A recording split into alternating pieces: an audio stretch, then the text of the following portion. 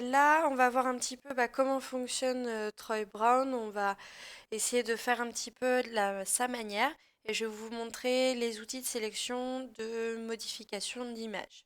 Donc là, la seule chose que j'ai fait, c'est j'ai renommé et déverrouillé mon arrière-plan et j'ai importé l'image que j'ai trouvée sur Pexel. À savoir que vous, encore une fois, c'est un autoportrait, donc c'est une photo de vous. Je vais vous montrer les différents éléments et comment est-ce qu'on crée des calques, comment est-ce qu'on crée des masques de fusion. Même si vous avez déjà d'autres tutoriels sur lesquels je vous laisserai aller pour plus d'informations, je vous remonte certains éléments. Donc ici, pour ce calque-là, il faut que je le renomme pour deux raisons, ça je vous l'ai déjà dit en cours. La première va être que si jamais votre travail n'est pas renommé, si vous n'avez pas beaucoup de calques, ça va encore, mais si vous faites un grand travail avec beaucoup de calques, de un, vous, si vous le reprenez plus tard, vous ne saurez plus ce que vous avez fait. Et si jamais vous avez besoin ou envie que quelqu'un d'autre travaille sur le même fichier que vous, si ce n'est pas renommé, si ce n'est pas trié, classé, ça va être très difficile pour l'autre personne qui n'a pas travaillé ou qui ne travaille pas comme vous de se repérer là-dedans. Donc, il faut renommer ces calques. Pour ça, il suffit de double-cliquer dessus et vous pouvez renommer. Ici, je vais l'appeler homme portrait. À partir de ce moment-là, ce que je veux, moi, c'est supprimer l'arrière-plan qu'il y a ici. Alors, j'ai choisi un arrière-plan uni pour plein de raisons. Vous allez voir. Si vous êtes sur Photopea, il y a la baguette magique, sur Photoshop aussi, hein. Baguette magique où vous allez avoir l'outil baguette magique. Lui, ce qu'il va faire, c'est sélectionner les pixels qui vont être de la couleur de là où vous cliquez. Et il va avoir une tolérance ici. Plus la tolérance est élevée, plus il va prendre de pixels. Moins la tolérance est élevée, moins il prendra de pixels. Ce qui veut dire que si on met une tolérance à 1, il va sélectionner un pixel. Si on met une tolérance à 100, il va sélectionner bien plus de pixels que ça, voire parfois trop de pixels. Si on met une tolérance à 32, ce qui est le truc de base, le défaut, vous voyez qu'ici c'est un peu trop. Je vais mettre une tolérance à 15. C'est encore un peu trop. Tolérance à 5. Peu.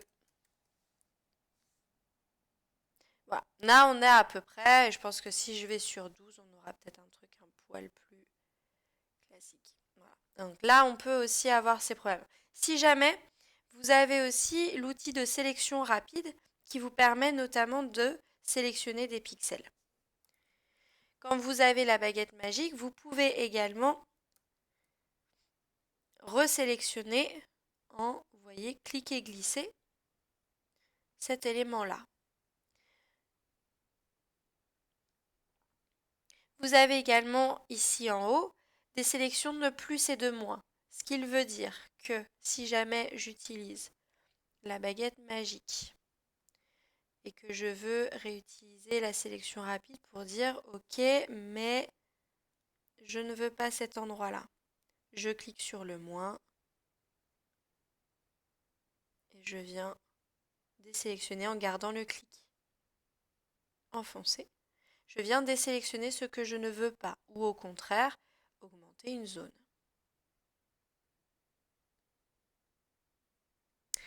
Là c'est le plus, pardon, j'aurais dû utiliser le moins pour le coup pour agrandir cette zone-là, par exemple. Donc ça c'est une possibilité. Par contre, ce que vous voyez, c'est que vous avez des retouches à faire parce que parfois c'est pas forcément hyper précis.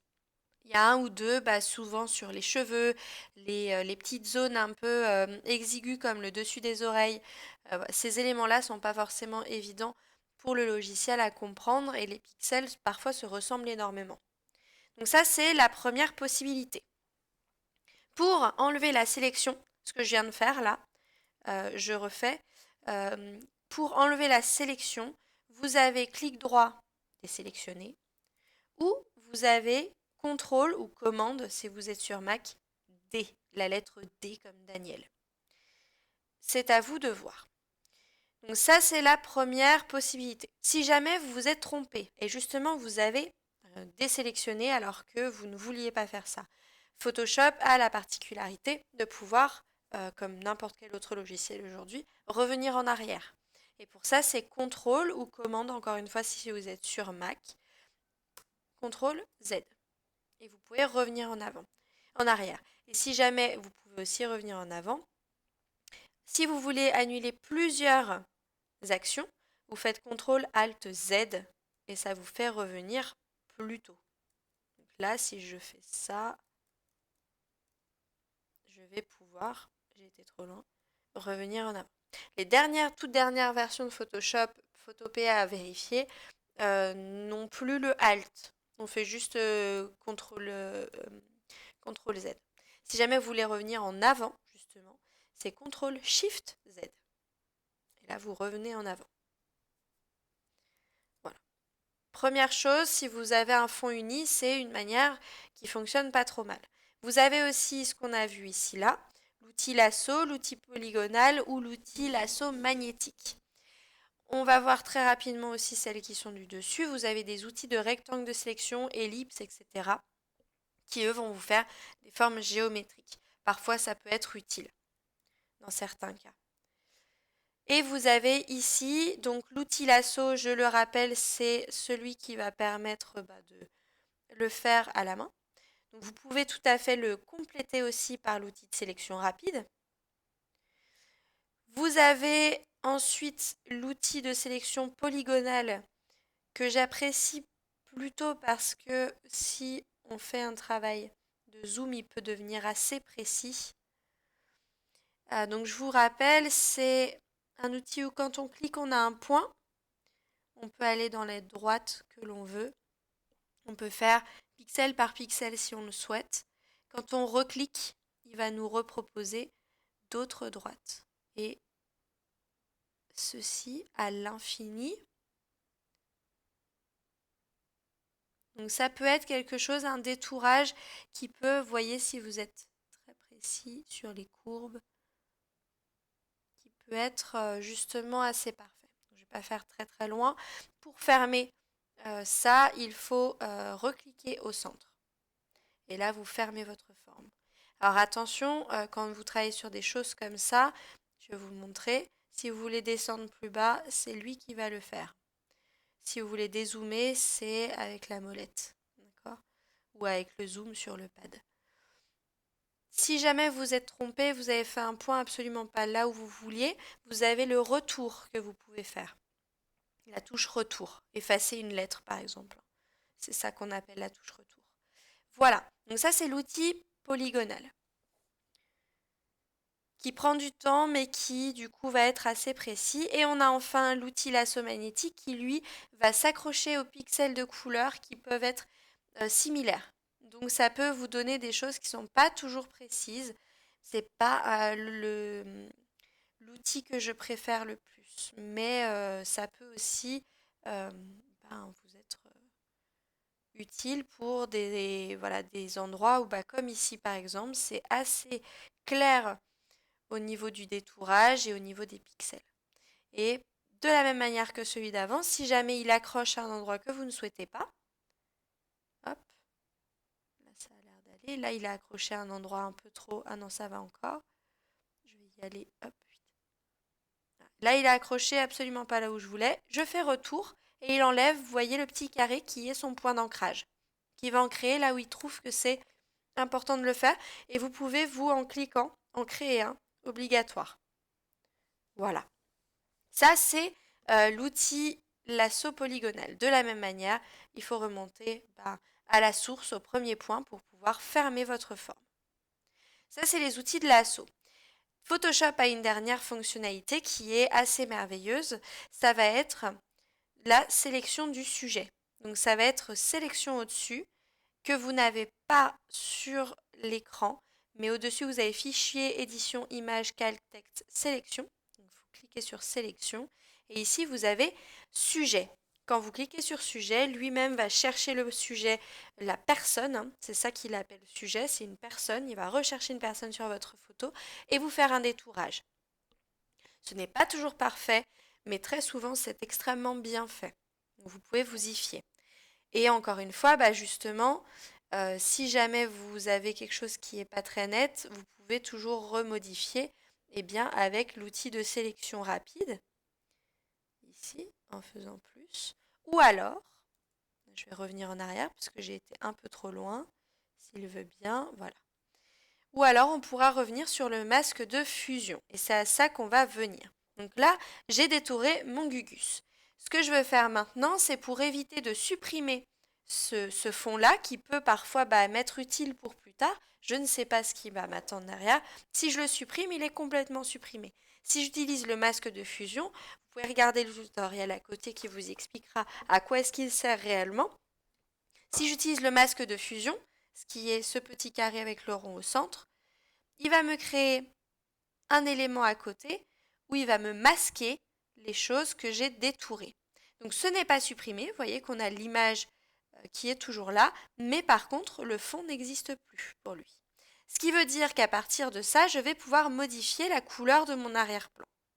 Et pour ça, je vais utiliser le pot de peinture que vous avez ici. Si jamais, n'oubliez pas que quand vous avez une petite flèche en bas à droite de votre icône, ça veut dire qu'il y a un, un menu, un sous-menu. Donc là-dedans, vous pouvez avoir par exemple l'outil dégradé qui va vous être montré. Là, ce qu'on veut, nous, c'est l'outil pot de peinture. Pour les couleurs, vous pouvez choisir des couleurs ici. Pardon. La première couleur va être le premier plan. La couleur de derrière va être l'arrière-plan. Et il vous le dit à chaque fois. Ici, si vous cliquez là, vous avez la possibilité de choisir toutes les couleurs que vous voulez. Vous pouvez monter. Je vous rappelle que Troy Brown, pardon, c'est plutôt vif. Moi, je vais choisir un jaune légèrement orangé. On va choisir ça et on va le mettre derrière. Et du coup, là, j'ai mon arrière-plan et je vois que mon détourage est là. Si je zoome d'ailleurs sur mon détourage, donc je resélectionne ici bien mon masque de fusion et pas l'élément principal, mais bien le masque de fusion parce que c'est là-dessus que je vais vouloir retravailler. Si on regarde bien, il y a la barbe à qui il manque un peu d'éléments. Les cheveux sont pas forcément ce qu'il y a de plus propre non plus, mais surtout, il manque un bout d'oreille. Et pour ça, en fait, vous allez donc peindre, puisque, comme le dit l'autre tutoriel, ce que vous avez en blanc, c'est ce qui est visible, ce que vous avez en noir, ce sera ce qui est masqué. Donc là, ce que je veux faire, c'est rajouter du blanc. Donc je veux rajouter du visible. Et pour ça, il va falloir que je prenne l'outil pinceau et que je vienne peindre un petit peu. Alors vous pouvez utiliser aussi le lasso finalement pour venir ajouter encore des choses, mais le pinceau peut être effectivement un bon moyen. Et vous pouvez rajouter des petits éléments là où vous trouvez que c'est important. Alors là, on a un petit côté un peu impression, détourage, collage qui fonctionne pas trop mal. Tac. Youp. Ah, j'ai été trop loin. Mon image est déjà un petit peu lourde, vous voyez que Photoshop galère un peu. Voilà. Donc là, l'autre oreille, c'est pareil. Donc je vais pouvoir venir rajouter un petit peu de l'oreille pour que ce soit plus net. Ça, c'était un petit peu en trop. Rajouter un petit peu de barbe et voir, enlever aussi. Donc si je veux enlever, c'est la gomme puisque en fait, je veux enlever un point. Alors là, vous voyez aussi que mon poinçon, mon pinceau ou ma gomme est beaucoup trop épaisse pour l'endroit que je veux. Vous avez la possibilité de sélectionner ici l'épaisseur de votre tracé. Vous allez voir le cercle s'agrandir ou se rétrécir. Vous avez aussi la possibilité de modifier la dureté. La dureté, ça veut dire que votre pinceau sera un petit peu plus souple. Donc vous aurez des bords un peu plus flous. Ou alors vous pouvez l'avoir complètement net à 100%. Et dans ce cas-là, c'est ce qu'on veut ici pour avoir un déport net. Vous pouvez aussi utiliser le clic droit pour obtenir ça beaucoup plus rapidement. Et vous pouvez aller jusqu'à du 1 pixel. Donc enlever pixel par pixel de votre photo. Voilà. On a notre Gugus, on a notre fond. Tiens d'ailleurs, notre Gugus, moi j'aimerais bien pouvoir le modifier. Je trouve qu'il est bien placé, mais il n'est pas forcément assez grand. Et ces petits éléments-là, ça m'ennuie. Donc je peux sélectionner donc le portrait de l'homme. On vérifie qu'on a bien notre lien. Ici, c'est la petite chaînette entre le masque de fusion et le reste, sinon ça ne l'emmènera pas en même temps. Et je peux utiliser ici la flèche multidirectionnelle pour venir modifier l'emplacement de mon Gugus. Si jamais je veux l'agrandir, le rétrécir, je n'ai qu'à faire CTRL ou commande T pour obtenir le détour de ma photo et venir augmenter un petit peu l'élément. Voilà, là j'en suis satisfaite.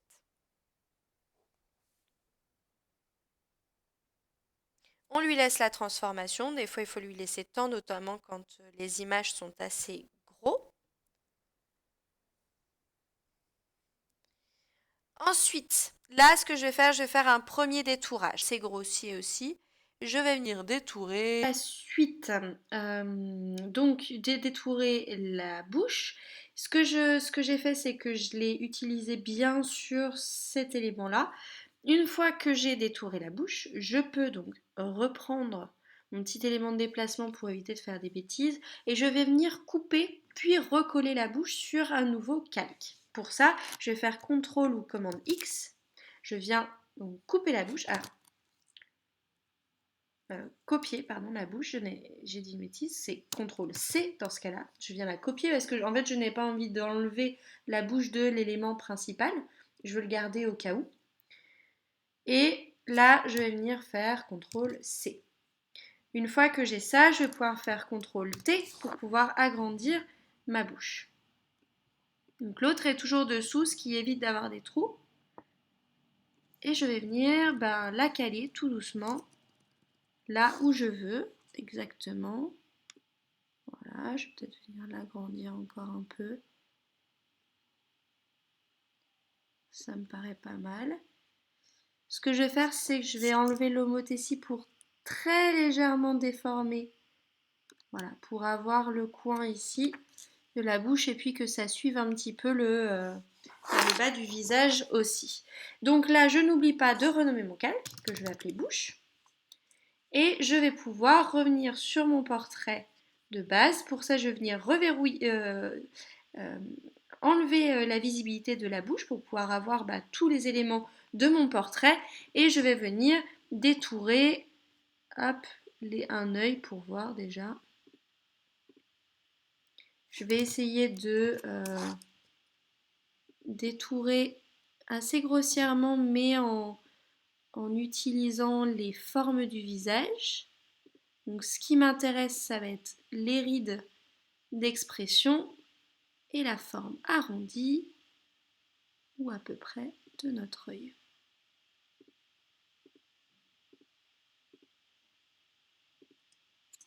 Là, j'ai été un peu trop loin. Hop, voilà. Là, j'ai ce qu'il faut, donc pareil, CTRL C, je fais un nouveau calque, je le mets au-dessus. Là, vous voyez que j'ai fait un nouveau calque. Ce que vous pouvez faire, c'est venir aussi le mettre au-dessous ou en dessous quand on le tient maintenu, on peut le mettre au-dessus et en dessous. Je vais vous montrer l'intérêt de les mettre l'un au-dessus et au-dessus de l'autre. C'est simplement que comme ça, vous pouvez mettre en avant, au premier plan, en arrière-plan ou sous des plans, des petits éléments. Donc là, je vais l'appeler œil et je vais venir resélectionner ici dans mon calque, CTRL C pour sélectionner et CTRL V pour recoller. Une fois que c'est recollé, CTRL T pour augmenter.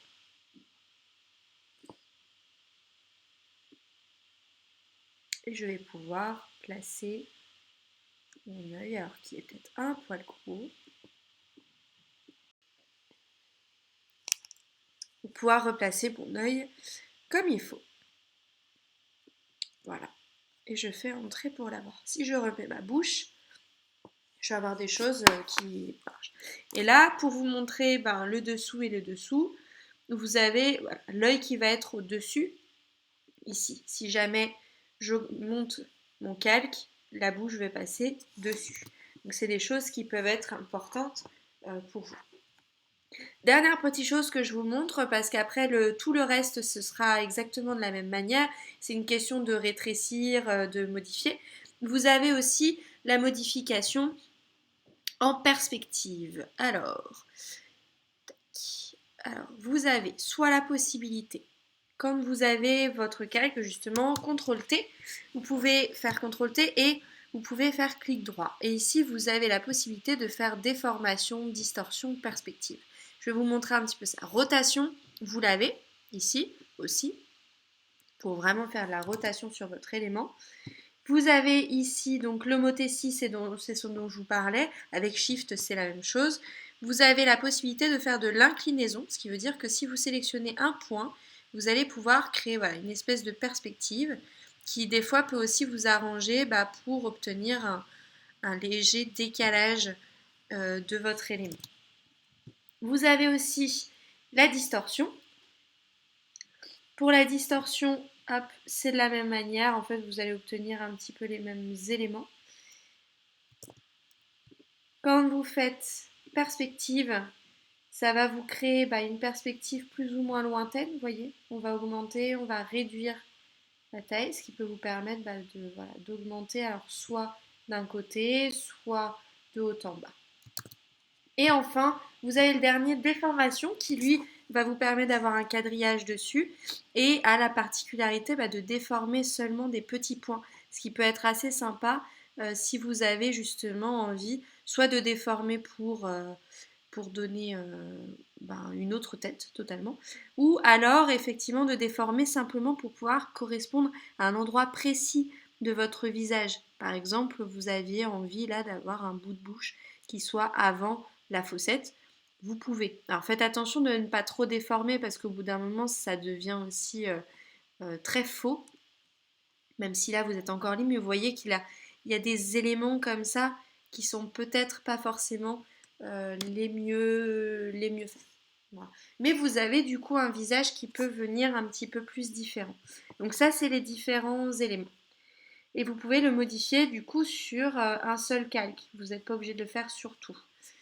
Petite autre chose à vous montrer, ça va être aussi tout ce qui sera de l'ordre de l'image, avec les réglages de l'image. Vous avez la possibilité de modifier les couleurs de votre image et de venir donner du rouge, du vert, des choses comme ça, qui peut justement mettre aussi en avant certains petits éléments. Vous avez dans les mêmes principes le principe de niveau, qui lui va être de l'ordre du contraste. D'accord? Donc contraste de gris, contraste de noir, contraste de blanc. Et si vous les bougez, vous pouvez obtenir justement des images très saturées, ce qui peut aussi donner un petit truc en plus à votre image. Ça dépend de ce que vous voulez faire. Attention à toujours bien coller à ce que fait Troy Brown. Ici par exemple, là ça peut coller, mais il va falloir que je modifie cet élément-là qui ne va pas du tout avec le reste. Vous pouvez également sur un calque différent, toujours, là je vais le mettre au-dessus, je vais appeler ça dessin. Vous pouvez bien évidemment venir dessiner, alors forcément si je suis en jaune, là vous avez les flèches pour échanger. Vous pouvez venir dessiner des petits éléments, on en avait parlé, des petits éléments graphiques qui vont venir augmenter un petit peu la